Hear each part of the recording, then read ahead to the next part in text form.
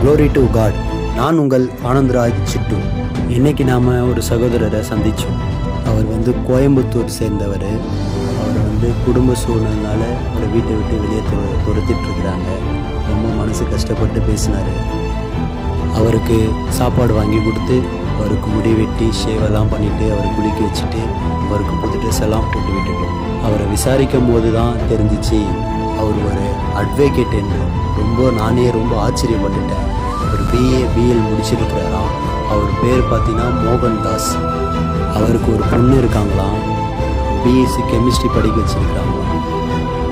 இதன் மத்தியில் நான் அவருக்கு ட்ரெஸ் எல்லாம் சேஞ்ச் பண்ணிவிட்டு டிஷர்ட் போடும்போது அவர் ரொம்ப சிரிச்சுட்டு என்கிட்ட கேட்குறாரு, என்ன சின்ன பசங்களுக்கு போடுற மாதிரி போட்டு விட்டுட்டேன், எனக்கு உன்ன மாதிரி உன் ஷர்ட்டு எனக்கு வேணும் அப்படின்னு கேட்டார். நான் ரொம்ப ஆச்சரியப்பட்டு என்னோடய ஷர்ட்டே அவருக்கு கழட்டி அவருக்கு போட்டு விட்டுட்டு அவர் நல்ல மாதிரியாக விட்டுட்டு வந்தோம்.